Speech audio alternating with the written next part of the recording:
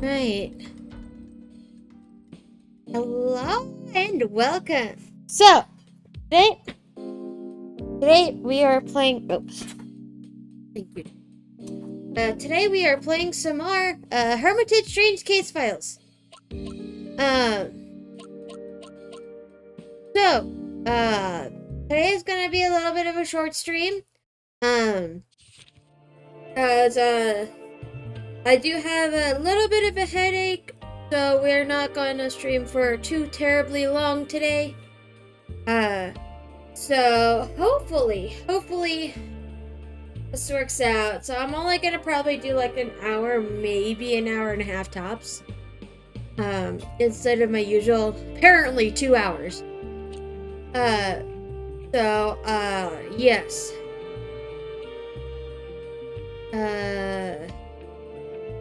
Okay, I think we read all of them. But yes, so, yeah, I don't know, I've just been having a headache. So, yeah, no, we are definitely, going to, do a short stream today. So, I hate having to do short streams, but, I need to today. So, yeah, hopefully it shouldn't be too bad. Hi, Sven.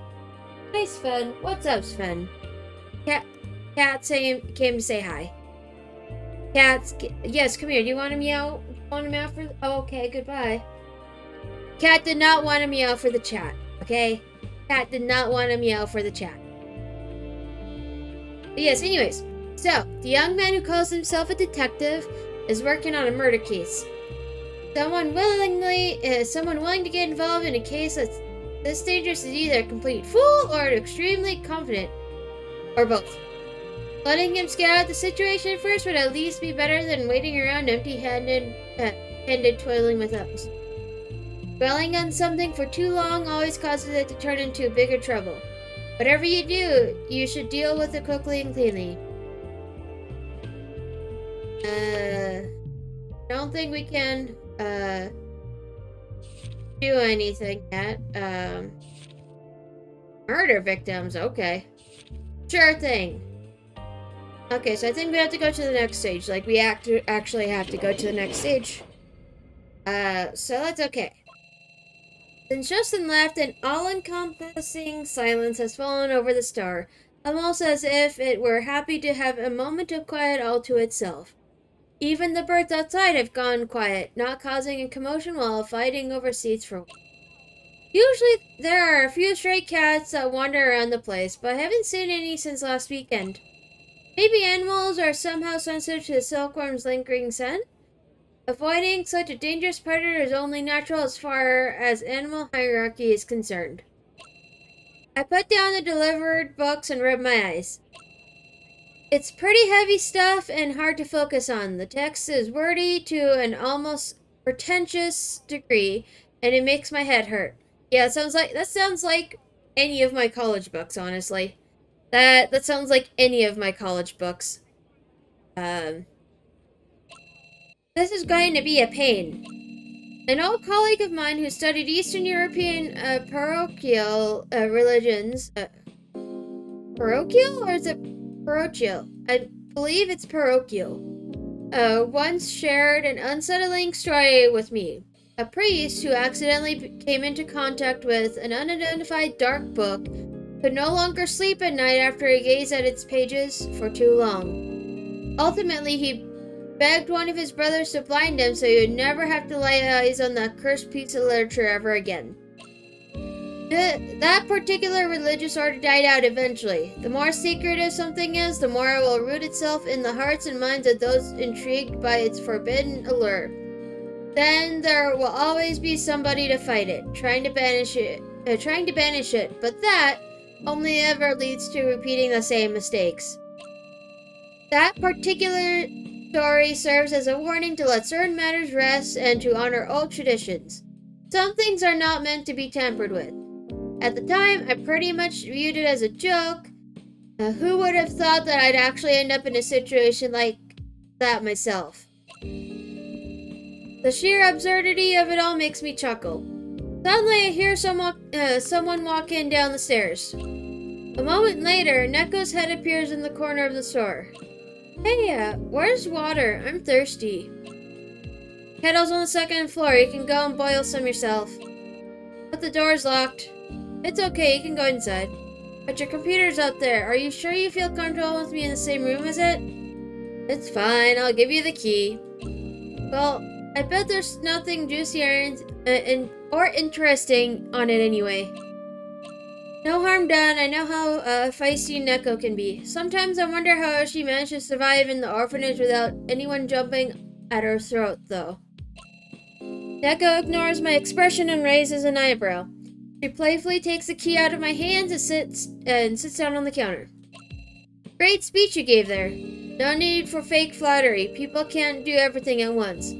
That's why it's necessary to plan out the scope of each operation first. How could anyone ignore the detailed road structures like that and simply draw a circle across the map? I just made some wild guesses and went along with it to coax him into running an errand. I'm not responsible anyway, so even if I'm wrong, I'm not the one to blame. But, hold on, you heard everything from all the way up there? Nah, I was outside. I heard the commotion and chose to wait. I'd rather leave you fools to yourselves, you know. Neko shakes her head and looks a little angry. Not exactly the nicest thing you've said. However, I do agree with you. Oh? Mean about the Canning district? It's true that there was an employee charged with handling complaints in the area which Rising Sun Properties operates. His schedule's been empty ever since. No more work for him. As for Rising Sun Properties, that company has been doing house demolitions and relocation work for a few years now. It hasn't completely taken over the Canning district yet, but I bet that's where they're planning what they're planning to do. Thanks, Fen. No, that's not interesting for you, Cat. Cat, what are you doing? Don't eat that. The last time you ate something you shouldn't have eaten, you puked it. No. My cat, I swear. Do you know if companies like that sometimes require their employees to do some field work in person? They definitely need to go there to talk to residents about compensation for the demolition. They also need staff to ensure the exclusion of homes that refuse to make way. Do their managers need to go in person too? Only if necessary, I think. To be honest, I'm not familiar enough with the real estate business to be sure. Anyway, one of Rising Sun's managers, Mrs. Yang, was absent for a very long time, and she was responsible for a particular project. I thought that might interest you. That's pretty suspicious. If I can get Justin to tell me the victim's full name, we can look into it some more. Could take a while though. He's definitely got his hands full. Anyway, how did you even get all this information? Huh? Ever heard of etiquette? Do you always ask girls about their secrets? Let me take a wild guess. Scarlett's teachings. Ben! Ben, you chungus. You don't want it. You're chungus enough as is, Cat. My cat's 15 pounds, and some odd change. He don't need no more food. Let me just say that even in big cities, cybersecurity at most companies is a joke. Neko stretches and smirks a little, knowing full well how vague her answer sounds. Alright, whatever, as long as the cops don't come knocking because of you. So what's your conclusion? I don't have one yet, at least not until I hear back from Justin. But since it all happened recently, I'd say it's important to check out the area as soon as possible while everything's still fresh. Woohoo! Now that sounds interesting. I know I'm not a professional either, but at least I'm a little more experienced than he is. I know, you're a teacher, the master, the only one capable of it. Cat! What do you want? Little turd. Hey, don't make me sound like a show-off, okay? But isn't showing off exactly what you're doing by saying something like that in the first place? I see, you're as ready as ever, and still as good at talking to people as always. Neko sighs softly, stands up, and stares straight into my eyes. Are you sure you don't want to get out? Huh? Out of this bookstore. I mean, there are other things you'd enjoy apart from being here, right? It's not like I have a real choice. I didn't choose trouble, it chose me. I reach out and pat Neko's head. Trust me, this is the safest place for me to stay for now, until Scarlet finds a way to clear my name. Scarlet, huh? Hey, I bet I can help you out too. I have a feeling your kind of help would land me in jail. And this place isn't really what you're used to. It's not exactly a high-tech den. You'd need better equipment. It's fun. I could just go to an internet cafe. And who's gonna keep you safe? I'm no fool. I know you could never keep yourself out of trouble. Not back then, not today. The people who took in Neko weren't the nicest, that much is true. But they recognized her talent and provided her with all kinds of electronics. Even if she could get by in a more humble environment such as Hermitage, it would mean that she could never go back. Why is she here anyway? I still don't know what drove her to come here in the first place.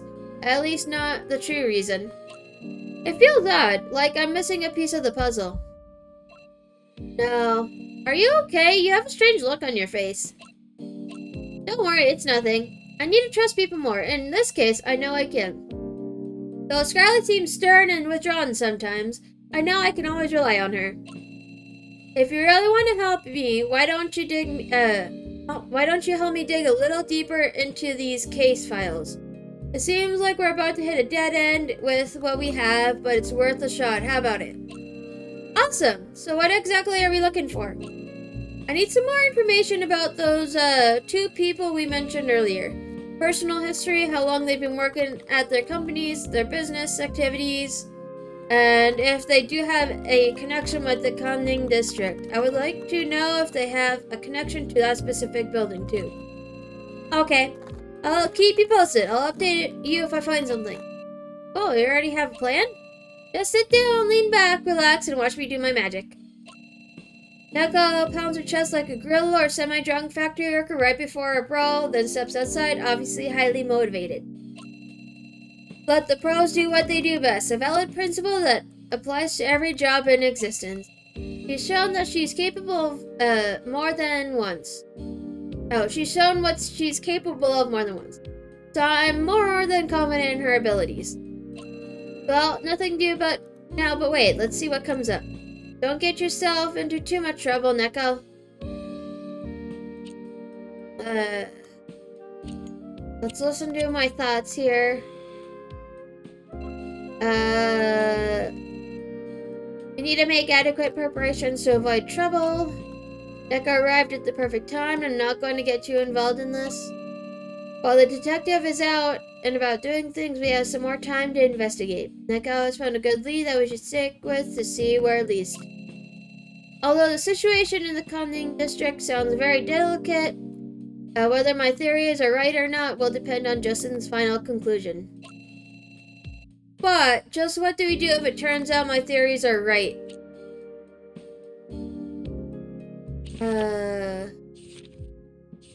Okay. I think we got no choice but to move on. Geez, what a store manager's story. Although I did get some information about him, I don't know anything about his past. But right now, it's time to focus on, more important things. Justin puts away his cell phone and neatly readjusts his collar. The Conning District is pretty deserted, as expected. It's nearly impossible to get anyone's attention, as most of the residents here don't want to be bothered by outsiders. The term neighborhood is too kind of a description, taking into account the dark atmosphere and general feeling of being unwelcome. You wouldn't expect a place like this to exist in a big city nowadays. It's almost like an urban fairy tale. Electrical wires are hanging loosely overhead, connecting to various buildings. They look almost like bridges. Many of these buildings look like they need some work done, and overall the whole architecture of this place needs to be improvised. Seems improvised. Oh. Okay. That is definitely a thing, I guess. Okay. When you look at these intimidating blocks of concrete, you can easily picture how little space the people living in there have, and how cramped it must be inside. Because of the once over-enthusiastic private construction companies, there are way too many buildings stuffed into this one small urban area.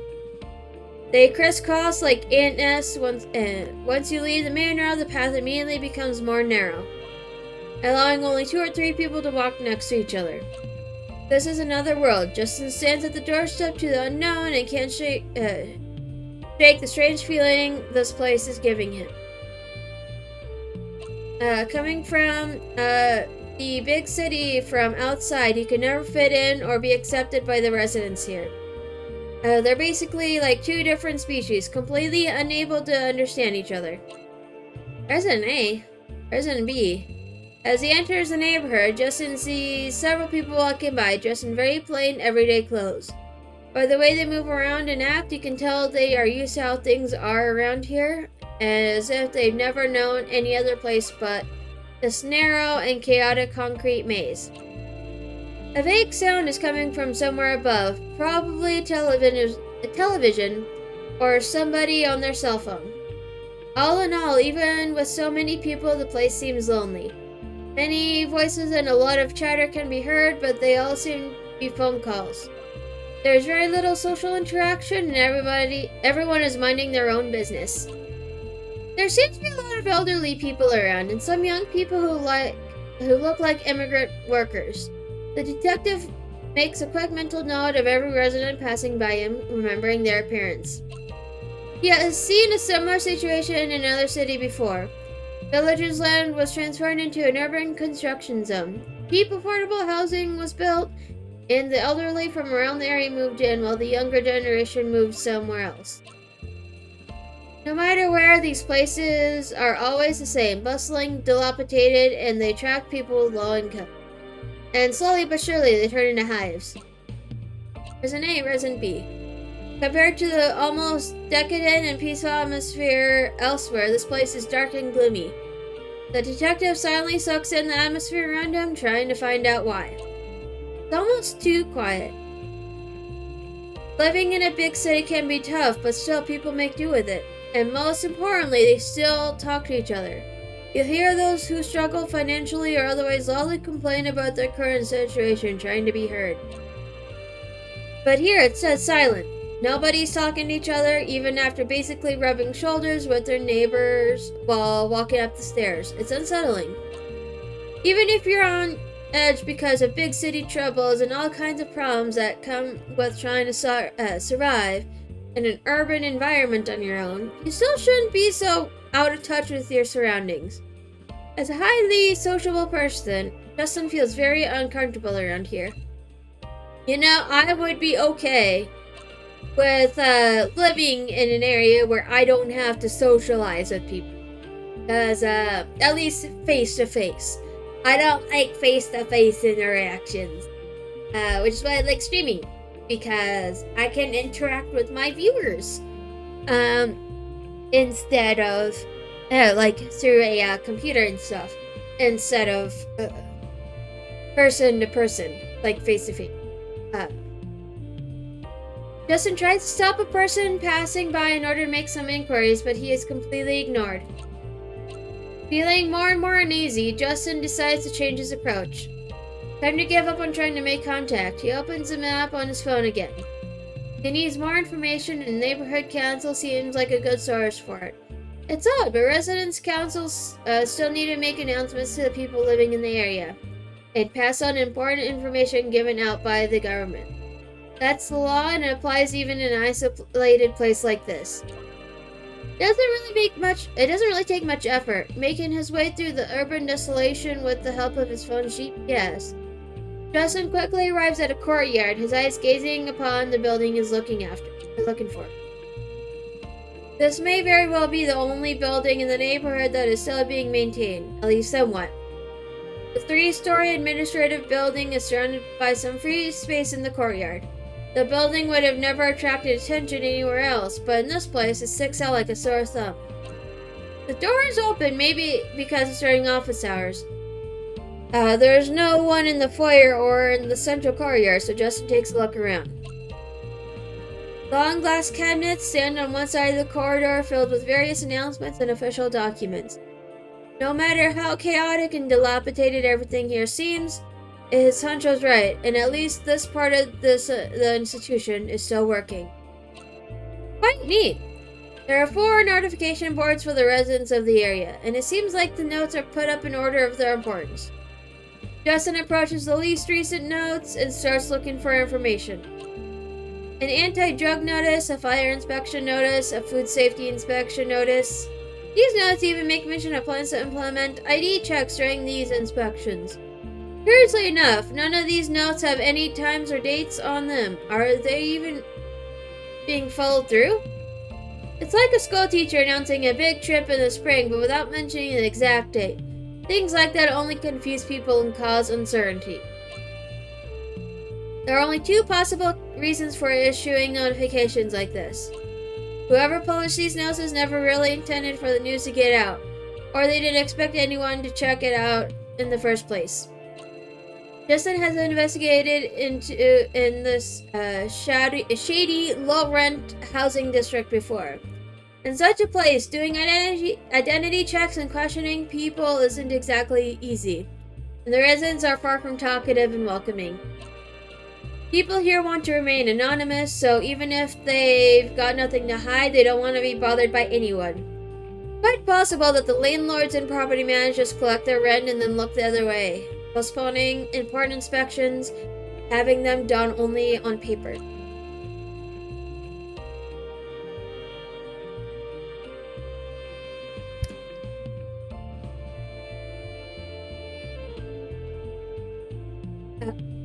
Okay, so I got some boba at school today, some boba tea, and I love it.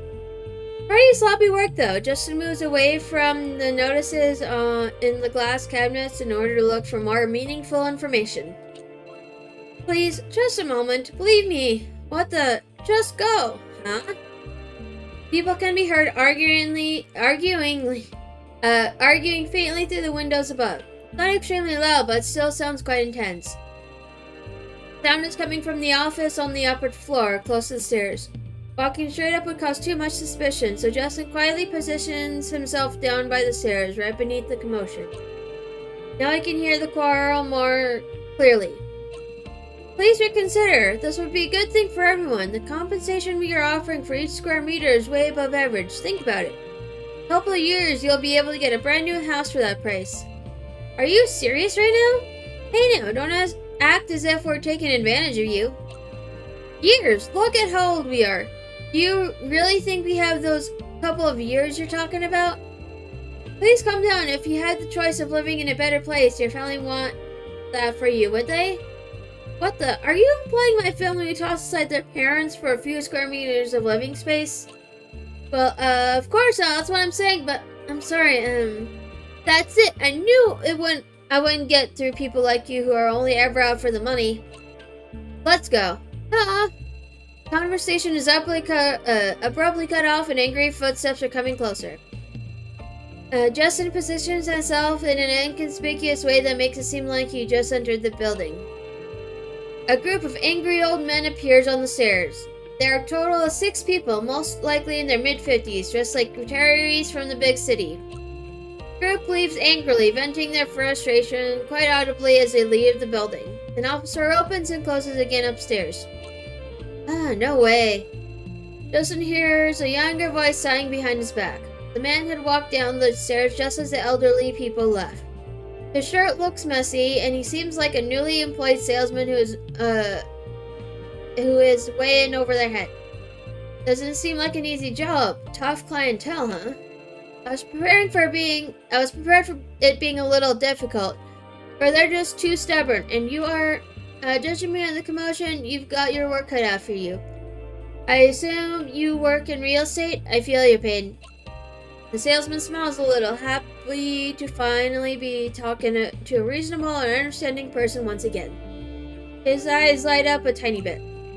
It can be really tough here. People scold you for just trying to do your job. Say, does your company do business with the people around here too? We just sell surveillance and security equipment, cameras and motion sensors, stuff like that. Not a whole house like you. That's a whole other league right there. The boss sent me here to get some potential clients and make some deals, but it doesn't look like it's gonna go all too well. Buddy, I don't really mean to scare you off, okay? But between you and me, I think there's something wrong with the people here. Huh? What do you mean? These people aren't interested in talking in the first place. Those old guys always steer the conversation in a direction that paints you as a bad guy, and then leave. They throw fits and storm out. They can't be reasoned with. That was the 5th time that happened today. Usually this place is very active business-wise. A colleague of mine used to do the job I'm doing now, and I'm her replacement. But I really don't think she did something to upset the people to such a degree. So why do you have to replace her? I don't really know the details. Seems like she suddenly asked for a long vacation. That's what my boss told me anyway. Before that, she complained to me several times that the residents here were unreasonable. At first I was happy, thinking I'd just have to organize the desk a little, that business would run on autopilot. But now I gotta chase after these clients. So these people have always been here? Yeah, at the very least since I took over. I'm sorry, man. Looks like you really drew the short straw. If the situation hasn't improved by the end of the month, we'll probably have to switch to different methods of handling business. The salesman quickly covers his mouth as if he said something he shouldn't have.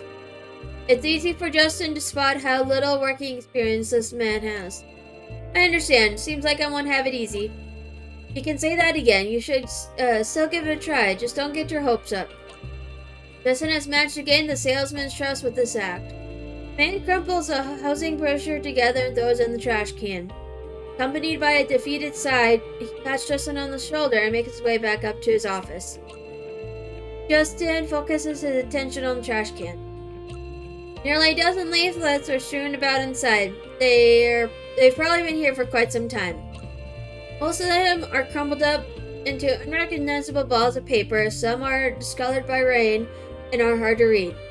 Justin squats down and takes a closer look at the few leaflets, and they're in better condition. While the leaflets are always about different offers, the logo on top is always the same. A simplified image of a tall building and the company name Rising Sun Properties. So, Miss Yang's probably had some business here. The leads are slowly taking shape. It's unwise to linger around and attract attention. Quite a few people are working on the upper floor and getting noticed, but could cause a lot of trouble. Justin thinks about telling the salesman the truth about his colleague's vacation, but decides against it in the end. Finally picks up the leaflet and stuffs it in his pocket before he leaves. Oh, okay. It's nighttime now.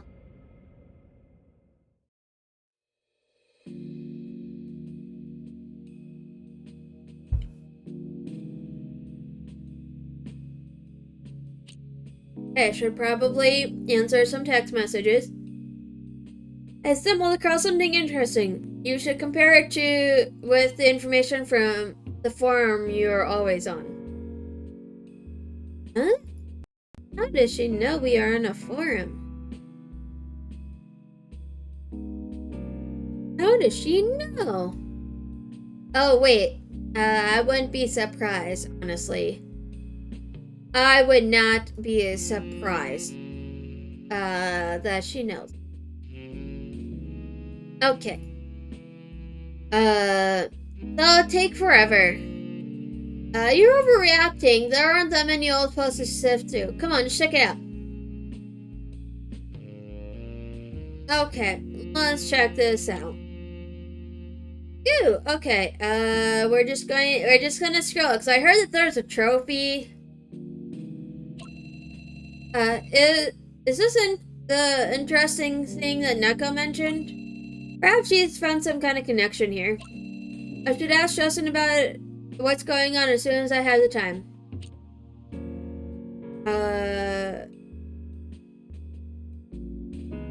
Okay. I've seen this novel in the store before. There's an old first edition magazine by that particular author in the store. Now that it's become so popular, I should buy the next print edition immediately and sell it for the nice profit. Okay. Oh, okay. But yeah, no, I'm just going through these because I heard that there is a trophy if I at least go through all of these. Because, well, you know, doesn't hurt to give it a try anyway. I mean, it could have information that we could use. A tragedy in Thailand? Oh, okay. Don't care enough, honestly.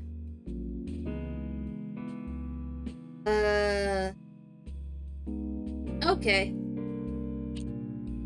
Well, I got, no other choice now but to end the day. We're probably gonna do this day, and then we're probably gonna call it, cause my brain is starting to hurt a bit. I'm telling you, something's seriously wrong in that place. As soon as he speaks, all the attention is on Justin.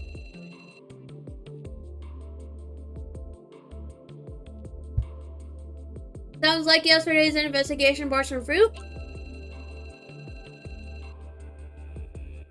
I haven't had the time to tell Justin about Neko's discovery yet. It seems like he has a lot of other things to say right now anyway. It went better than I thought. Easier, too. I felt like an explorer who'd been dropped on an unknown island. What do you mean? What are you going to do with the island metaphor? For starters, I was definitely not welcome. At all. For now, there's always the saying that the bigger a city or town is, the more stuck up and overly proud its residents are. But this was on a whole new level. From what I know, the Kanning district is a fairly old residential area. This makes me recall some of Neko's findings. Compared to Scarlet, she has more means of gathering info.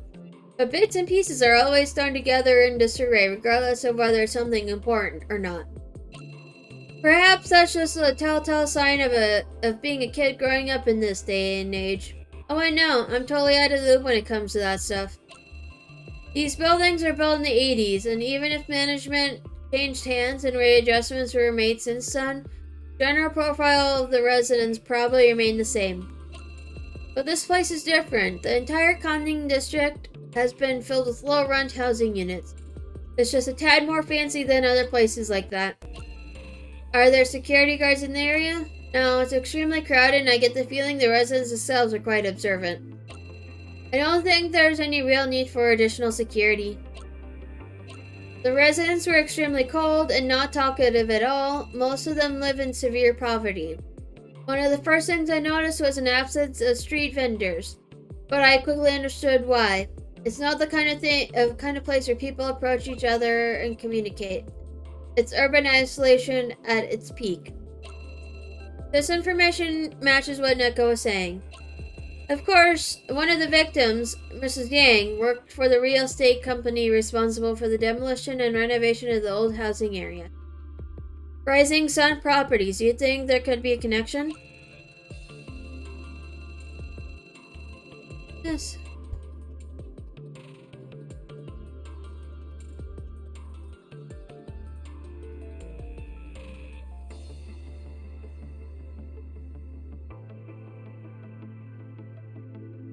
Let's a few things here. Okay.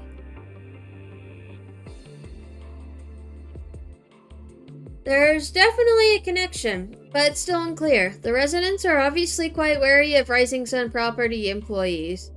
But what can I say? With the current amount of demolition work happening there, that could be the reason for it. Money makes the world go round. Even though the potential profit they could make from the Kanning district isn't anything special, they can't just abandon the place, or a rival company will snatch everything up in a heartbeat. I witnessed one of these business talks myself by coincidence. These old people simply don't want to negotiate. They don't intend to listen to any terms or offers. There's no chance in hell they'll ever budge. So you'd say the demolition plans are the main reason for the tense and strange situation there? It's definitely a source of conflict, but it's nothing more than a back and forth of offers and rejections between two stressed parties. Justin throws a bundle of dirty leaflets on the desk. Rising Sun Properties doesn't seem to be making much progress in the conning district. Current state of the neighborhood has to be taken into account as well. I can hear in your voice that you're implying something. Do you think there's more into it? It's not that big a discovery, but... That's a big but. That is a very big but. Oh, shoot. I completely, hold on. Well, we found further proof that connects two of the victims to the conning district. Neko sneakily peeks through the door, takes a look around, and then casually joins in on the conversation. Huh? Do you have a daughter? I really don't know whether to laugh or cry at that. Just shut up, you only make it worse. Alright. Fine by me, but do you really think it's okay to get a kid involved in all this? Call me a kid again and I'll post about you, the private detective Justin, in 5 different forums and make sure people think of you as the lamest wannabe in town. 5 different forums, you hear? What? You'd be better off listening to her. To mess with the kid is the equivalent of social suicide. Believe me. I can't help but let out a deep sigh as I massage my head with my knuckles. You know who might as well be dead and fossilized by now? People who still use Internet Explorer as their browser. Just trying to download an actually useful browser made me want to pour acid over my hands. Yuck! How can anyone work with that thing? I can't even fathom how you can use it to browse that forum. Cough. Anyway, let me introduce you to. This is Justin. He's been helping out with the investigation. This is Neko. Barely any hair on her head yet. But blessed with X-ray vision and other detective-related superpowers. Hey, are you making fun of me? What an introduction. Seems to me like you get a kick out of watching us fight. Hard to resist when you spend as much time as I do sitting around at home. It's the little things that make you smile. But back to business. While you were out investigating the conning district, Neko managed to find some additional info on the victims. I have records of all the complaints filed in the conning district, every single household. Neko sits down and tears a piece of paper from her notebook. Finding the exact location of Block 214, Building 8, Apartment 412. Conning. Without a detailed map, it's pretty difficult. But matching it against some of the bigger shops, going by rough estimates, it should be somewhere in the northeastern part. The maintenance worker was dispatched shortly after the complaint was issued. That's everything the record says, but you already know the rest of history. She throws the scribbled down address to Justin and tilts her head towards me, signaling me to continue. Justin, you saw firsthand how the real estate companies and residents are at odds with each other. Right, in this case, it was definitely a Rising Sun Properties employee at the scene, no doubt about it. I found their business card along with some brochures scattered around in the bushes on the side of the road like garbage. They seem to be quite unpopular around here. In a situation like this, it's not unusual for the person in charge to intervene. In other words, it was indeed possible for Mrs. Dang to have been on site at the time of the incident. This is starting to sound more and more suspicious. I agree. It could have happened anywhere, but the connection to the conning district is more apparent than ever. The 2 of them fold their arms. They look for prey that seems out of place, and then you say that as if it's an eagle catching a rabbit. The truth be told, the comparison is quite accurate. Building 8, Block 214, Apartment 412. Should I go straight to the family for further inquiries? An address that detail might very well be a false lead or a trap. A simple phone call's probably a better idea.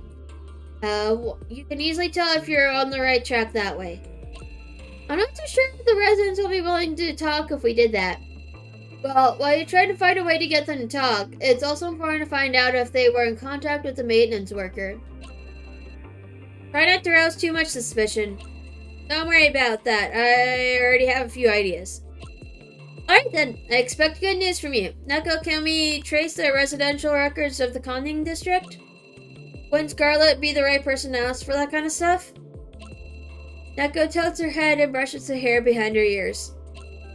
I've already asked her for a favor twice in a row, plus she's still working on another case. I don't want to interrupt her all the time. She's got enough on her plate as is. Well, how about I ask her instead? She might feel some empathy for me, what with me being stuck in this dump and all. We might get lucky, God knows we deserve it. Sounds like you guys have your hands full? I don't want to ask, I don't want yet another person to be drawn into this. Fine by me, then I'll just proceed as planned. I need to make more preparations if I want to visit the residents, so I have to stop by my office first. And now I've got to go back upstairs to call Scarlet, so you can stay down here and watch the store. Neko gets up, dusts off her trousers, and starts walking away slowly. Now I'm standing here alone, feeling like I'm the only one not doing anything productive.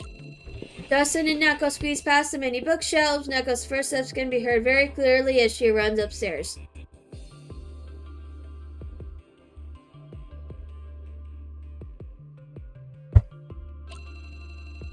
What's his plan? Is he going to go in there disguised as a plumber?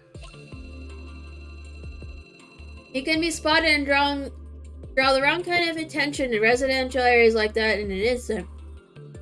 But for now, I'll put my trust in Justin's ability to pull this off. Now I think about it, I remember Scarlett's rant about professionality on Monday. And now here I am, putting my trust in a lone wolf, loose cannon, private detective. Touché, Scarlett, I guess that's karma. I'm not sure how Scarlet will react when she hears from Neko. I pick up the leaflet Justin brought and try to envision Scarlett's perplexed expression. Okay. Auto-saved. I don't think I got any book, but that's okay. The unhealthy smoke rises up between my finger. Oh, okay. Justin brought back news that I can't say is unexpected. Although his reasons for intervening in on the case sounds rather self-centered, this man is incredibly driven, judging by the results. I still can't quite tell what his thoughts are going into this, but I don't doubt his abilities. All the people in that neighborhood have a strange and unwelcoming attitude. Is that simply because of their disdain for outsiders, or is there another reason? All I can do for now is wait for him to make further progress and find more investigative resource. Oh, I can't. Guess I gotta go to the next stage. Might as well just go to the next stage.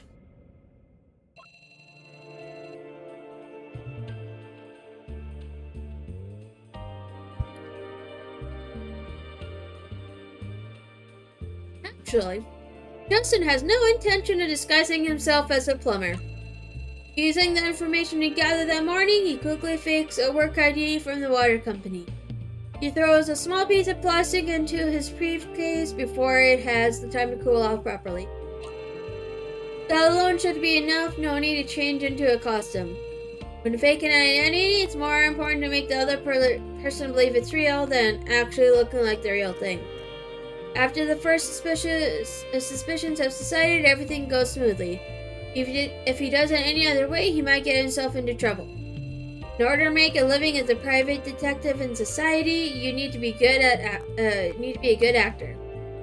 Justin quickly accepted that fast and mastered this ability.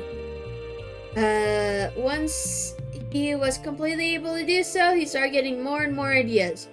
As it turns out, he is quite good at identity theft, which shakes him up just a little bit.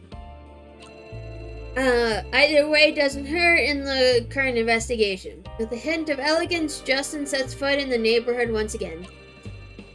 Building 8, block 214. I'm only at block 168, 169, 170, 171. Even though the area is almost abandoned, there's still some work going on. Wouldn't it simply be more practical if they all had a door number, even if only for the sake of the residents? From south to north, from west to east, Justin gradually continues his search along the narrow street, getting a feeling for the place. Sure enough, this is the northeast corner of the residential area. The buildings are becoming more and more run down along the way, and after they give way to large construction sites, their humble beginnings are no longer hidden.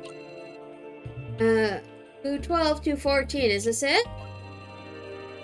It's a site of commitment that the plumber named Louis found this location in the first place. Although his dedication didn't pay off as well as it should have. Surprisingly, the detective spots all sorts of creative housing modifications along the way. On the other hand, there aren't any signs of advertisements or company posters around the building, at least not on the outside. The building even has a decent door with a combination lock. It isn't exactly closed though, and the rust-proof paint is peeling off. The brick is in place in the doorway, creating gaps so the door won't shut. The brick itself is covered in a thin layer of dust. It looks like it hasn't been moved for quite a while. Justin looks up at the 4th floor. The windows are closed tightly, so he can't see inside. Even though it's the middle of the day, the light is dim. He has no choice but to go upstairs and have a look around. The detective takes the work ID out of his bag, attaches it to his shirt, and pushes the door open, stepping into the hallway. The damn dusty scent of the house really makes you realize how old this building is. Oh wow, I didn't realize that there was animation for this. Holy poops! There is animation for this visual novel. The doors on either side are tightly closed and protected by solid iron bars. Thick cobwebs take up a considerable amount of space, so this place was probably abandoned a long time ago. The 4th floor looks more decent, or at least a little cleaner. It takes Justin some time to figure out which side apartment 412 is on from the barely visible pencil marks on the wall. A knock on the door goes unanswered. Doesn't seem like anybody's home. He tries to peer through the hallway window into the apartment, but the angle is so narrow that he can't see much, except that there might be a kitchen on the other side of the window. The detective is a little disappointed and lets out a long sigh as he leans against the wall. I should go. In such an old place, the paint on the wall can be a little flaky. But it is until his back is pressed up against it that Justin remembers this. Even though he reacts quickly, it's already too late. He jumps away from the wall and takes off his jacket to observe the back of it. The warm brown fabric is completely covered in white, dusty paint. It doesn't look like it'll come out anytime soon. After days of running around and their only result being in a messed up jacket, the detective feels rage flaring up in his chest. Shit. Huh? That can't be right. Even if he leaned onto the wall really hard, these marks wouldn't have been too fresh. The wall was covered in dust that would have fallen onto the jacket first, instead of the pure white layer that went straight down the fabric instead. Too late to care about the clothes, so Justin crouches down and inspects the wall.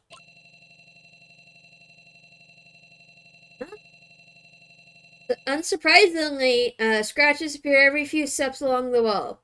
But although they don't seem brand new, they didn't happen not too long ago. Someone was carrying something heavy which scraped against the wall while it was dragged across the stairs. Justin follows the tracks carefully, discovering that they continue all the way up and down the stairs. Drag marks along the hallway. Interesting. The marks leading downstairs will most likely lead out of the building eventually, so it makes sense to follow those that lead upstairs. Let's see. The trail continues all the way to the top floor. Seems a bit odd for such a cheap building to have 7 floors. Since the marks lead all the way from the ground floor to the top of the building, it's unlikely that the project that was being carried out came from inside one of the apartments. Quite a discovery, and yet, it's locked. The door leading to the rooftop is locked by steel chains, blocking the way. Drag marks on the wall come to an abrupt end here. So what should we do now? Okay.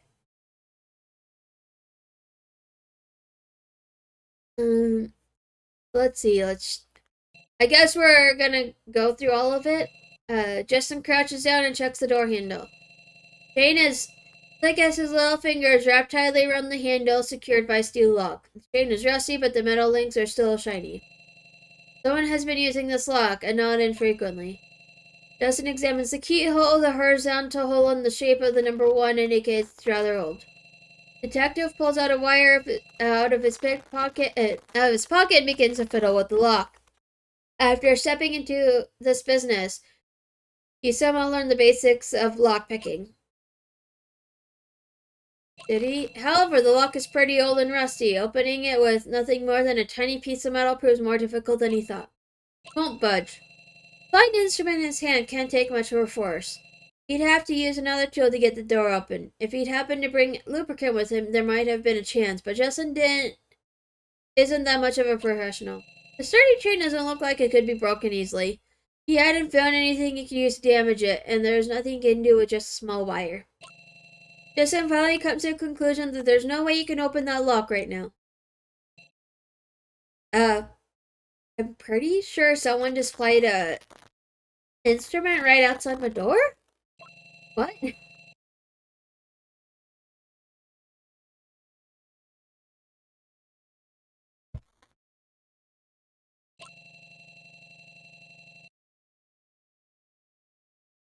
Okay, the door looks very worn, but what he feels isn't one beneath the flaky paint.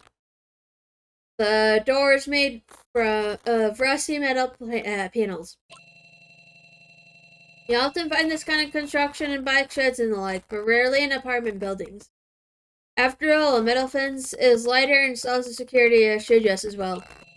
3 hinges are screwed into the wall, and the door probably leads to the roof.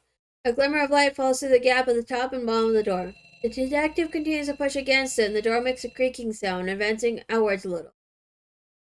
The chains begin to tense, preventing him from opening it any further. Even then, there is no significant gap. A small metal plate sticks out along the right side, blocking the view.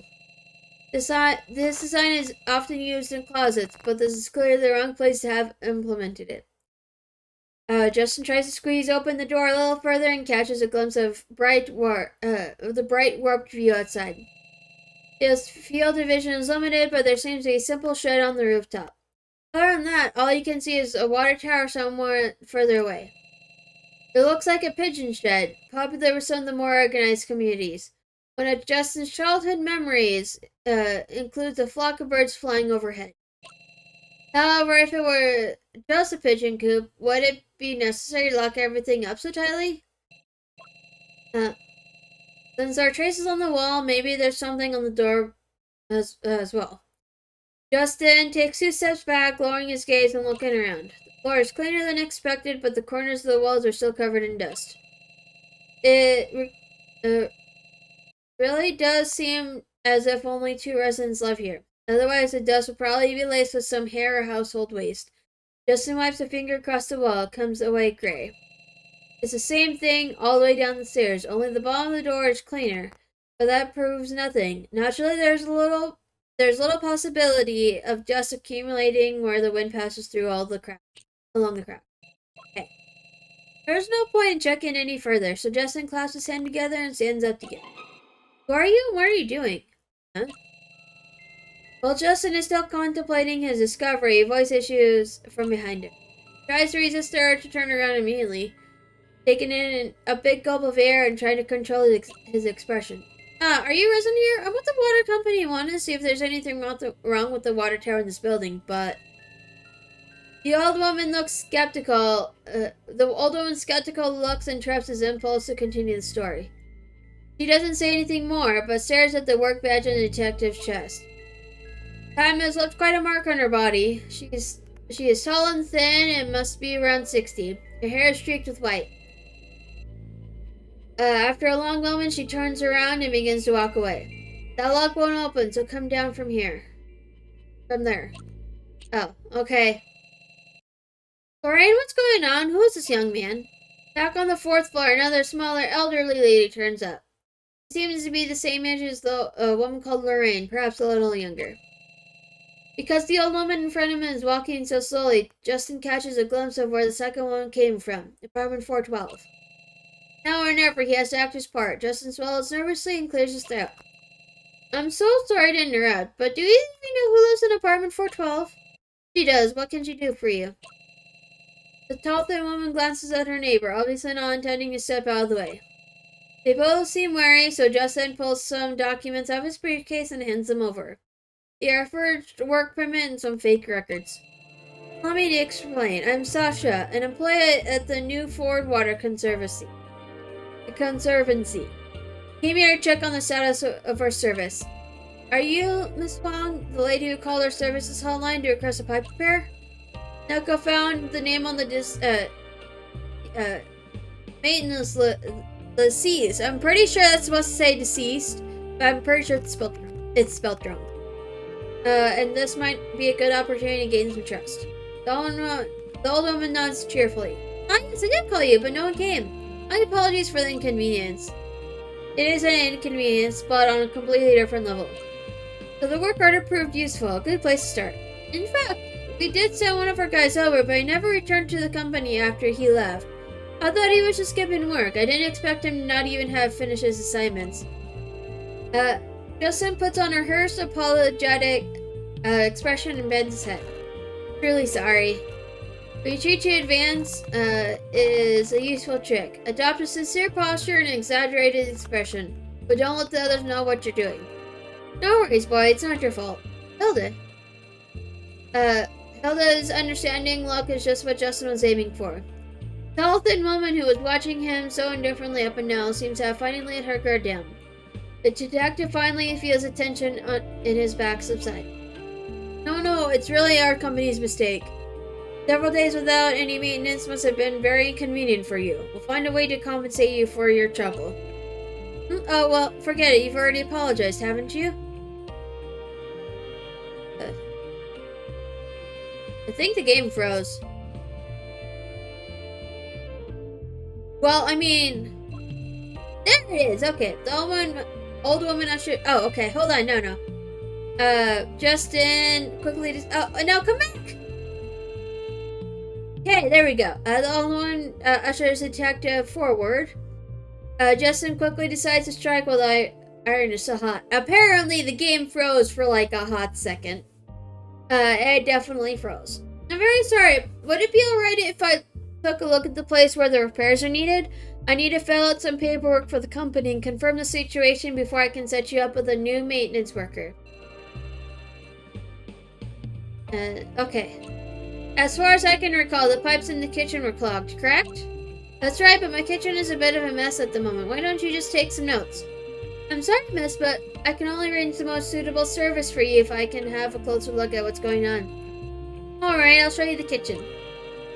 The woman smiles somewhat helplessly and sighs, taking out a key from her breast pocket and locking the door. Hilda, it's not really safe to let strangers into your apartment. It's okay, why don't you come in too, Lorraine? That's not what I meant. It'll only take a minute. Come on, young man, this way. The thin woman doesn't follow them into the apartment. She just watches from the outside the door as Justin follows Hilda into her home. Don't worry about it. Lorraine has a little bit of a temper. Don't worry, she seems to be quite concerned about you, which certainly isn't a bad thing. The room isn't large and the walls are yellow. The old one door creaks on its hinges. That is a small apartment.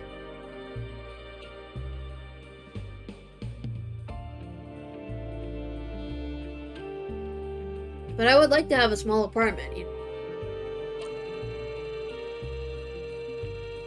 It would force me to get rid of some of the stuff in my inventory. The kitchen is to the right of the entrance and is littered with onions, vegetable leaves, and folded plastic bags piled up in a small hill. The rustic decor reminds Justin of his old home. It has been a long time since he went to see his grandmother, even though he is in the middle of an investigation. The detective can't stop thinking about trivial matters like that. She's always fussy, she just can't let things go. We're the last two people living in this building, and we've lived here for far too long. Even if somebody broke in here, they probably wouldn't find us.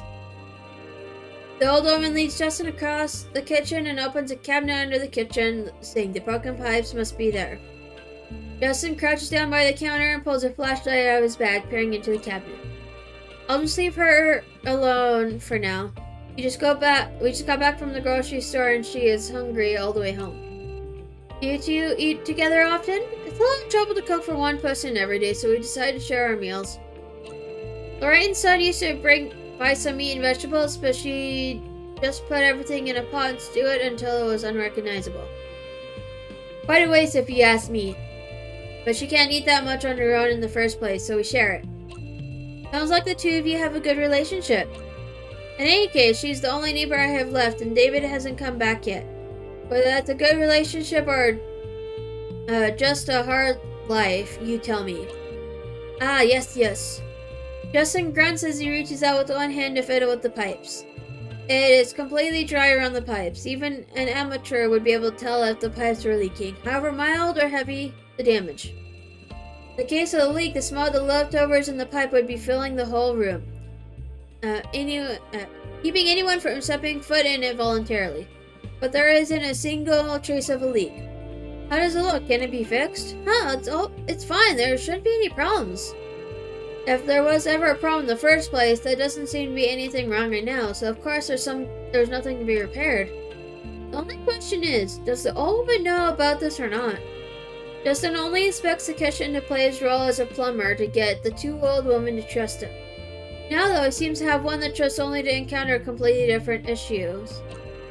The detective gets back on his feet and continues his act. The pipes themselves seem fine. Maybe the water pressure isn't as it should be? That could be affecting the kitchen as well. I'd like to see what the other pipes look like. Is there another drain in your home? The only other drain I have is in the bathroom, and everything seems to be working fine back there. Let me think. Okay.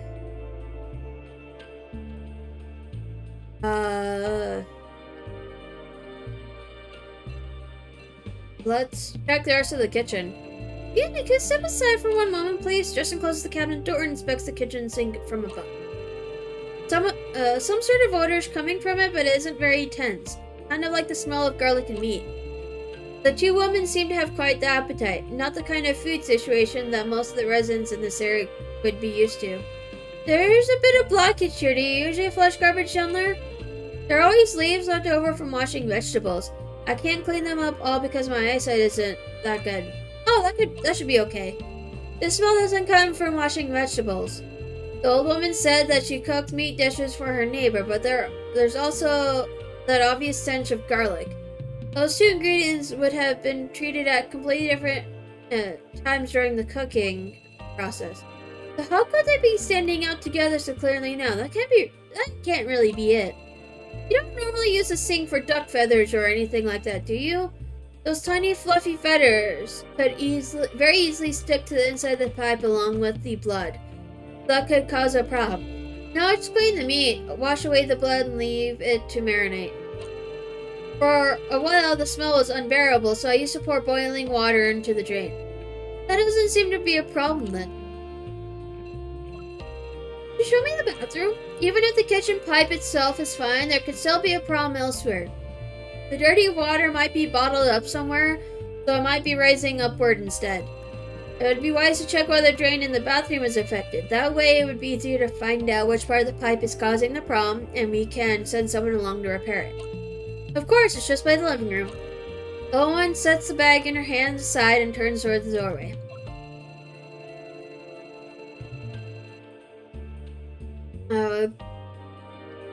The apartment itself is quite humble, and so is the bathroom. The green and white floor tiles are exactly the same as the ones at Justin's grandparents' house.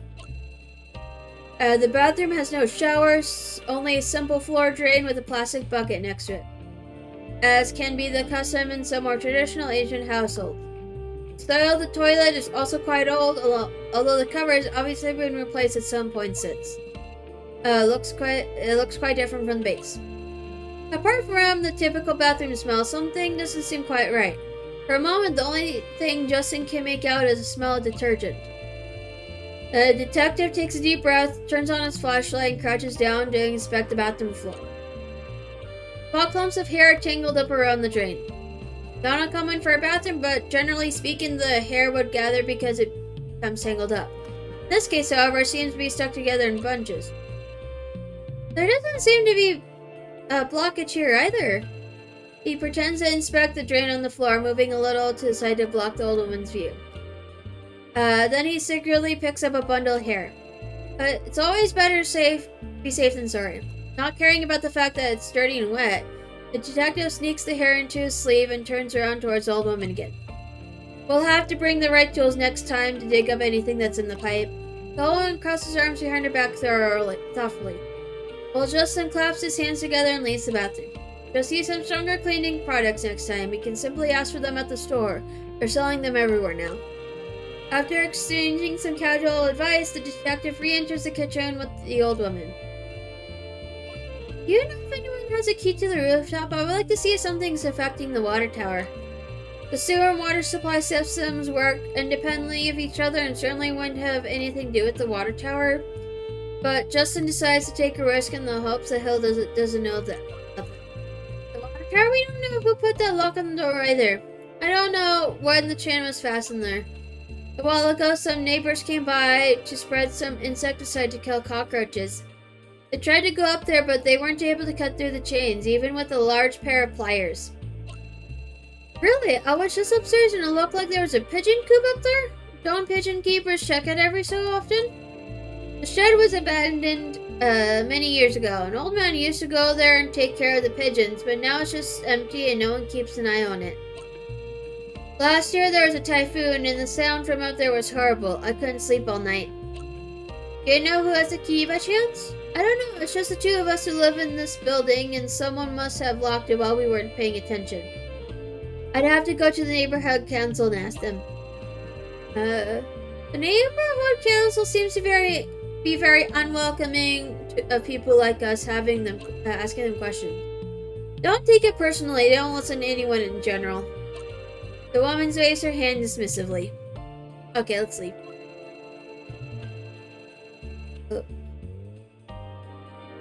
Hold on. Oh yeah, thank you for the follow, Astro.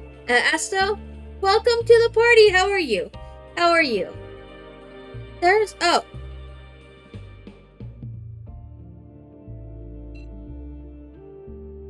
I forgot that I can actually.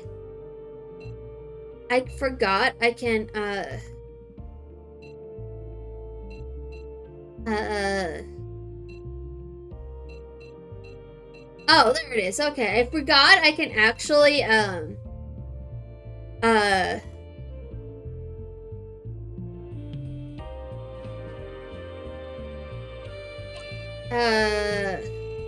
forgot I can,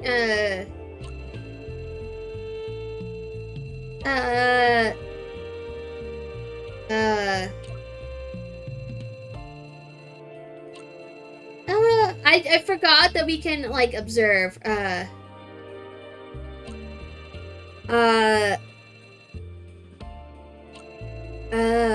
we can do the observation,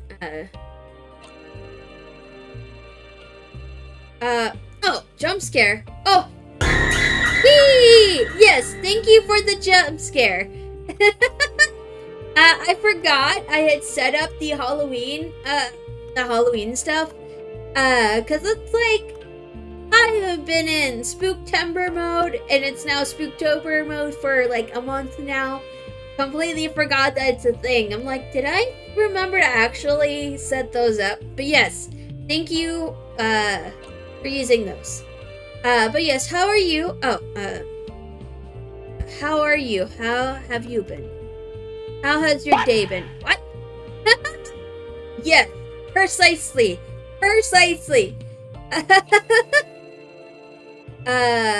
But yes, that is exactly how this works. I completely spaced out, because, I completely forgot about it. Yes. Yes. Definitely a big oof as well. But yes, welcome to the party. How have you been? Oh, He has a family? I didn't realize she had a family. Oh, okay. 30 years ago. Oh, strange scratches on the face of the two adults. Oh, what's the matter? Do you know my David? Sorry, I just happened to see it and thought he looked familiar. That's okay. If only my David were as polite as you. Is David your son? As if in the blink of an eye, he turned from a little boy into a man who doesn't even want to come and visit. You don't want to be like him. I'm sure that's not true. You're just exaggerating. Are you done? You checked everything and said that there's a way to fix it. The tall, skinny woman seems not to have left her spot since I entered the apartment. Staying true to the role he's playing, Justin decides to speak to her. May I ask your name? Lorraine Pearl. Miss Pearl, would it be okay if I have a look in your kitchen as well? I'm worried that this is affecting the whole pipe system. My kitchen is fine. You've checked out Hilda's kitchen, so you can leave now. Lorraine, he's actually very kind. You're the one who called their company. It has nothing to do with me. Watch your temper. It seems to be pretty difficult to get past her stubbornness. There's no need to push forward right away. Better do this step by step. Don't worry about it. We'll have this sorted out in no time. I'm sorry to have taken up so much of your time. I'll head back to the company and arrange for someone to take care of this. I'll come with you. I have to take out some trash anyway. Oh, no problem. Let me help. What? This game has a lot of, translation errors, apparently. Spelling errors. Translation errors. Probably both. Same with Spirit Under NG. I've noticed that with, like, 2 words. It's weird. But I'm okay with that. I don't mind. I also didn't realize visual novels could have that kind of, like, movement. Lorraine seems to approve of Justin's kind words as they pick up the bags and walk downstairs together. Justin speculates as to what he should say next, but the woman's indifferent attitude towards him leaves him at a loss for words. It isn't until the last 2 flights of stairs that she breaks the silence. Your company is really dedicated. We're just trying to do a good job and improve our service wherever we can. Still, there isn't anything wrong with the kitchen, is there? Her voice is cold. What's it supposed to mean? The detective wonders what her intentions could be. The old woman has never tried to conceal her wariness and hostility towards him. In fact, such a chaotic neighborhood, treating strangers like that seems almost normal. But Justin has a feeling that things aren't that simple. She doesn't seem to want anyone else to have too much contact with Hilda, let alone with herself. But in the end, she wasn't too forceful in stopping her. An attitude that leaves the detective confused about the relationship the two of them share. In any case, Justin needs to find a way to deal with her attitude right now. He tries to formulate a sentence in his head. How should he respond?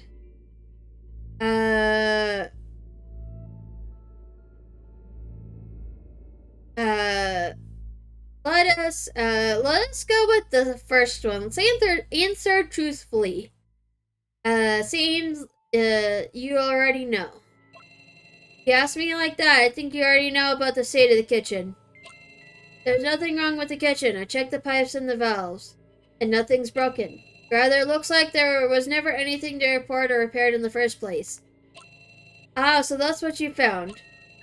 The old woman responds casually, not even throwing him a sideways glance.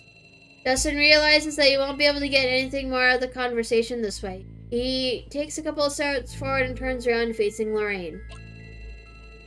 If you know anything else about this, please let me know. Otherwise, there is no way for us to provide a better service. Living in such an empty building must be hard for both of you. Please believe me when I say that I really want to help. There's no need for that. Huh? She called you guys just to see her son. That can't be right. Is Mr. Louis actually her... Of course not. No one could have known who you'd send. Then why did she... Hilda isn't a bad person. Do I really need to spell it out for you? The kitchen is fine. The roof is... Oh! Surprise! That one actually got me! But yes, thank you for the jump scare. I was not expecting that. I appreciate it. That one got me. But yes. The kitchen is fine, the rooftop is fine, and if you still want to check the pumps, have it your way, but you'll be wasting your time. Lorraine ignores Justin's consternation as she continues towards the door on the ground floor.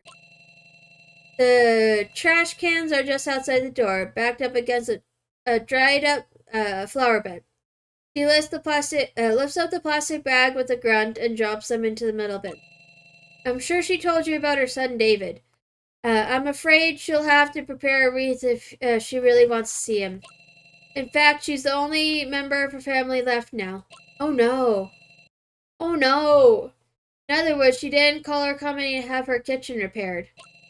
I'm sorry about the repairman, but it's a good thing you didn't show up. But why would she do this? It's been rough for it lately. The old woman shakes her head impatiently.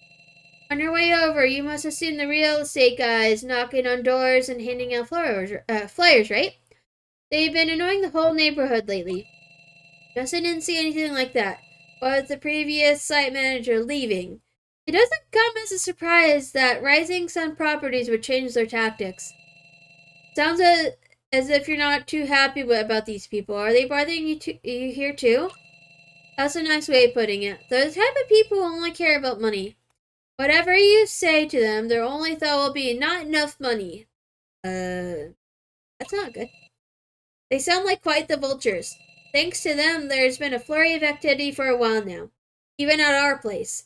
People come and knocking on our doors every now and then, at all hours of the day and night. They shouldn't be doing that, especially to elderly residents. The place was already a mess, but thanks to them, a lot of new faces moved into the area, and many strange people were caught up in this. One day, we went to buy some groceries and saw a homeless man sleeping on our rooftop. Hilda was so shocked that she almost got sick. Luckily, the guy was probably just looking for a place to sleep and didn't try to break in or anything. The woman continues, sounding deeply annoyed, while Justin quietly throws the trash in the bin and closes the lid. In any case, Hilda has been more nervous ever since. If I'm not with her, I'm always afraid that someone might break in. So that's why she called us. I'm sorry, I still don't really understand. Her husband, wasn't a good person. He came from overseas, and I heard that they were often criticized for the loud arguments and domestic violence. You haven't been living here, long, and she's the only one left in her family now. I wonder where she got the nerve to move here by herself. Anyway, think of how she feels and stop wondering, about the call. Okay, well, it sounds as if having people from the company come over might add unnecessary stress to the situation, right? I'm glad you understand that. In that case, I'll find a way to explain the situation to the company. If all goes well, you shouldn't have to worry about our division coming to bother you anymore. I'll keep that in mind. After watching the detective carefully for nearly half a minute, Lorraine finally wipes the dust from her hands and turns to re-enter the building. It is a sigh of relief. He didn't expect the situation to become so heated. The realtor, the homeless man, the maintenance worker, they can't be explained away as mere coincidence. The building is odd in every sense. It's a pity that the afternoon's investigation seems to have failed in regards to finding clues that are definitely related to the murder. Justin cranes his neck and looks up to the fourth floor. A window has been opened and smoke is drifting out of it. If something were truly wrong with the pipes, those two women would not have been using the kitchen as casually as they are right now. The site confirms that what Lorraine said before. But did they really never see the plumber who came to take a look at it? After discovering one lie already, the detective can't be sure of the truthfulness of that claim either. I should go back and explain the situation to the others. Yes. Justin passes the desk from the kitchen cabinets off his coat and leaves the residential area. Yes. Oh, this is a new view of the of the... Oh, it's because it's a combination of both. Just see how it is. You're basically asking me to condone child labor? The nerve of you. Scarlett's annoyed tone of voice is easily discernible, even over the phone. The way in which she's trying to sound ironic must be her attempt at humor. It is a very bad attempt. You know that this is beyond my control. If I had known things would turn out this way, I would have avoided it altogether. You know, I just wanted the best for Neko, right? Damn it, you make it so hard to be angry at you. She lets out a sigh, which sounds more hopeless than angry. Anyway, you need information about the conning district, right? I'll see what I can find, just don't get your hopes up. I'll talk to some people from the city's planning department. They might have files lying around that could be of use. Hopefully. I hope that they do. Thanks, Scarlett. You're a big help. Just remember, you owe me one. You're always on the lookout for weird incidents in the city, aren't you? Well, this is one, and it's really interesting. Not if it culminates in a work overdose. I'm human too, you know. 2 legs, 1 mouth, all of that. I can't run around the city 24 hours a day talking to everybody. By the way, you have your hands quite full, right? Want me to come pick up Neko? Don't expect me to keep a watchful eye on her, though. Well, it's tough for me to hold back when she shows her honest and caring side. Thanks for the offer, but I can manage for now. We should talk about the case some more. If this case is really as dangerous as we think, that danger will come knocking at our door sooner rather than later. That means we need to make the most of the time we have left before that happens and find out as much as possible. That's why Neko's help is invaluable. As for Justin, well, he's still quite young, but he's very capable, and I think it's possible for him to... What's that about me? Did you miss me that much? Right in the middle of the phone call, Justin steps into Hermitage. Speak of the devil, I'll talk to you later, okay? I hang up and look at Justin. He looks weary and exhausted. I was wondering when you'd return and what news you'd bring. Why are you covered in dust? He looks a bit flustered. A layer of dirt and residue covers his clothes. He looks like he's hugged one wall too many at a construction site. I'll tell you later. Where's Neko? Isn't she around? She's upstairs, probably still working and tinkering around with something. You know her. She's bound to go rabid if we interrupt her now. So let's just wait until she comes down on her own. So what's up? You seem like you're in a hurry.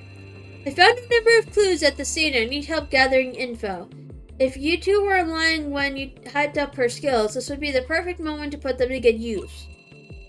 If it's computer related, I don't know a single thing about that. It's up to Neko to decide she's on board. What is it you think she can find for you? A little more than scouring the internet, to be honest. I'd like to install microcams in a few spots in the conning district.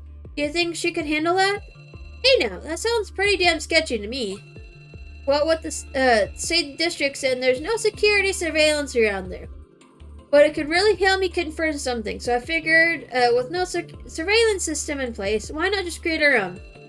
So what do you think? Does that sound like something we could pull off? Even if it asks me, it's up to net.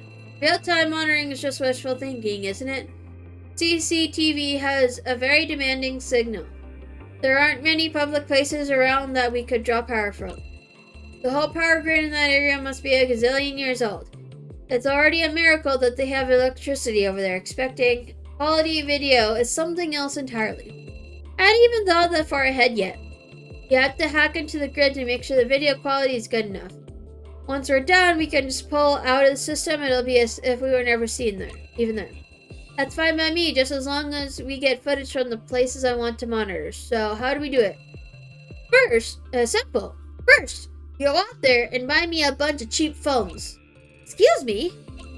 The sudden, unexpected request surprises the detective, but Neko ignores him and keeps talking. Chinese ones are the best. Big enough batteries in those. Nowadays, you don't really need to worry about the camera quality. It's going to take some time to set everything up, but if you can get me the phones before dinner, I'll have it ready by tomorrow. I still don't quite get your plan, but sure, leave it to me. I'll get you those phones. You two are planning a crime right now. You're aware of that, right? Neko, at least ask him what his plan is before you let him drag you into this. I'm used to handling trouble, you know that. That's not what I wanted to hear. No need to be nervous. To be clear, the target of our observation is an old residential building. Lots of new and unfamiliar faces have been popping up there lately. Alright, what about the house that called about the pipes? Was there an actual problem? There is a problem, but it's much more complicated. It's a false alarm. The old woman living there felt threatened by the real estate company and was uneasy. Well, I sure hope all of that turns out to be a false alarm. Me too, hard to tell what's true right now. The building itself gave me a lot of reasons to be suspicious. Someone dragged something through the hallway, messed up the walls all the way to the roof too. What's on the rooftop? I don't know. The door to the rooftop is sealed off with a chain. Damn thing's probably as thick as your arm. Wow, that's very suspicious indeed. That's why I wanted to see for myself if there's really only 2 people living in the entire building. Do you think there's something else on the roof? There's a pigeon shed on it. Call it intuition, but if that's the only thing up there, the owner wouldn't have sealed the door with a gigantic chain. Very true. The building has 7 floors. There's a lot of space to hide all kinds of things. None of the surrounding buildings are that high. That means you could do whatever you wanted on the roof without attracting any attention, as long as you keep the noise down. It's too cold and windy up there for anyone to actually live there. Even if you find a way to avoid the 2 old women all the time, sneaking around surveillance cameras would be next to impossible. You seem to be very certain about the killer's location. If the plumber really did die there, that makes everyone in the entire neighborhood a suspect. Locking something up isn't an unusual thing in that area. The 2 old women don't know anything about it. They once saw a homeless guy sleeping up there, but that's all. There's been nothing to report since. The first victim? That's a possibility, definitely worth looking into. And you're sure about the 2 old women, even if the place is run down? There's got to be a reason why they're the only ones living there. Calling someone just because you want to feel safe sounds pretty far-fetched to me. I can't see any viable reason they'd have to murder a plumber. The whole thing took effort and planning. You still remember where the 3 bodies were found, don't you? Quite the physical feat to drag them to where they were found, not to mention wrapping them up like that. And those strange wounds, what could have been the point in that? From what you've told us, something was dragged all the way up to the rooftop, or down from the rooftop. Either way, it would be pretty difficult to do all that by yourself. Even for 2 people? Young people these days can't even imagine how horrible it feels when your knees and hips creak and ache with every step. Okay, you're old, I get it. So what do you think? I'm still not sure, although what you're saying makes it sound like it could definitely be the location where the murder took place. So I'd say we go with your plan. We need time, tools, plans, and we can't expect the residents to be dumb, deaf, and blind. We need to work carefully. Should I expand my research? All of them were killed in a brutal fashion. Bodies chopped up, the parts were strewn about, so the killer must have transferred them in one go. Whether it involved the 2 women or not, the fact remains that moving 3 bodies is bound to leave a trace. Rising Sun Properties employees don't walk door to door with the necessary equipment to make bodies disappear like that. We should ask people if they've noticed anything suspicious.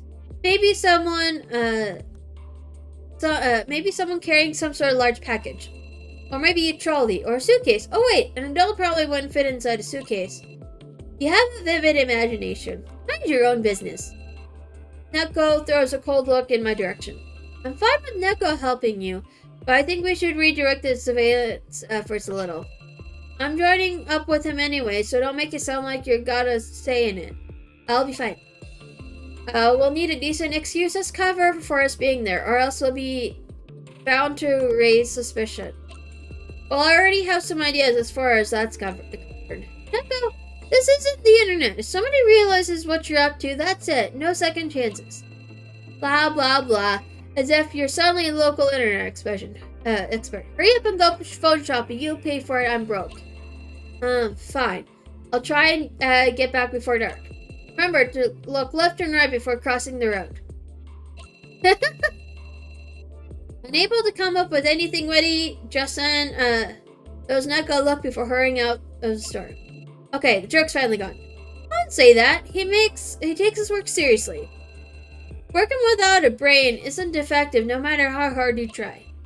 Don't let him hear you. I'm going to set up parts of the system already to give him a sneak peek when he comes back. He's going to like it. Him asking for your help just shows how much trust he puts in you. Your work matters, Neko. As always, you're going to lean back and watch us work. Well, enjoy the show and get used to it. Stop trying to talk me out of things. I said right from the start I'll let you decide for yourself, didn't I? When did you start turning into a grumpy old grandma? I just didn't want Jensen messing up our investigations. Scarlett's still hard at work.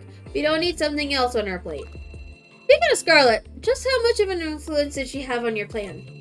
The conning district's full of cheap housing and residents who don't know anything about their rights. It's easy to make changes and adjustments, like the cameras, and pass them off as something completely normal. Still, whether it's setting up cameras or questioning people, I don't really see the point. Of course, surveillance only makes sense if the killer is still around. Carrying out his business, that would mean knowingly putting people in danger. Either way you look at it, it's all quite heartless. I'm just worried that we'll be misled by setting up surveillance. I have a feeling Justin's prone to jumping to hasty conclusions. Are you questioning Justin's abilities? Just that he's too concerned with what people are potentially capable of. In my opinion, your approach to solving cases is much smarter. But please don't forget why we fled to Mato. She knows that there's no way for me to answer the why, but then again, it's not like she expects an answer. Body's hard to move or lift without the right tools. Since the killer probably won't be staying in one place all the time, we might be able to catch a glimpse of him by setting up surveillance. And the other people might not even notice him otherwise, right? There are too many weird places in that area for everything to be a coincidence. But it's like looking for a needle in a haystack. So, do you think the killer might not be human? I mean, things he pulled off. Him having wings almost sounds like the most plausible explanation. But what about the markings along the stairs? If it wasn't a human who committed the murder, who installed the chain lock at the rooftop? Who knows? Things are never quite what they seem. Either way, I'm gonna take a trip there with Justin tomorrow. See if we can find out a bit more. You only just ran away. Do you really think it's wise of you to roam the streets again already? Who do you think I am? This town is built like a maze. I'll be impossible to find. You could tell them I'll be in the area tomorrow and they still wouldn't find me. Come on, do you really think I'll pull a stunt like that? That was a metaphor, dummy. I have work to do upstairs now. If Justin comes back, bring me the phones, will ya? Don't rummage through my computer. Yes, I know. How many more times are you going to tell me that? As Neko leaves the store, I can hear her mumbling to herself, quietly complaining about pretty much everything and everyone. She has a lot of complicated work to do tonight, and it would be very unwise to interrupt her.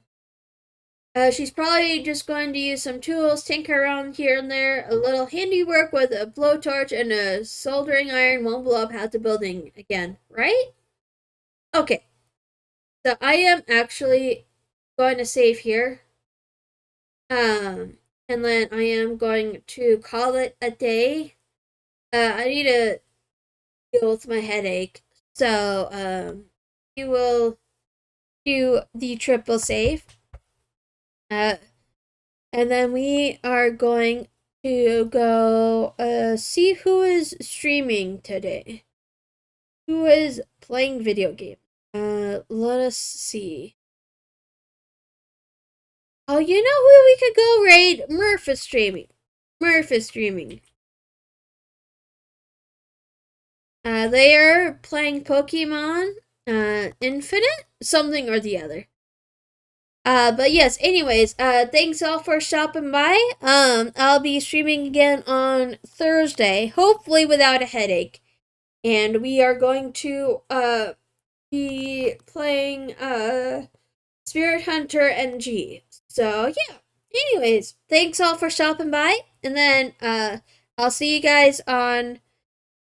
Oh wait, uh, we're gonna actually go raid Gloria. Yes, hello. Hello, Zwe. Welcome to the party. We're just about to leave here. Oh wait, is Gloria even streaming? But yeah, we're just about to leave. I have to deal with a headache, so we are. Yeah, no, it's fine. That is totally fine. It's okay. Take care of yourself, okay? So take care of yourself and yes, get some sleep, okay? Um, but yeah, anyway, so we're going to be streaming again on Thursday, and hopefully I won't have a headache then. So we'll see you then, okay? And then yeah, pretty much, yeah. You'll try, okay. So long as you take care of yourself, that is the key thing, the important thing to do, okay? But yes, it was nice talking to you even for a short while, okay? So yeah, I'll see you hopefully. Yay! I'll do my best. Hopefully, I'll see you Thursday. If not, that is fine. But yes, thanks for stopping by regardless, okay? So yeah, we're gonna go raid Gloria. We'll do best. I will do my best. I will do my best. So yeah, we're gonna go raid Gloria now. So yeah, see ya.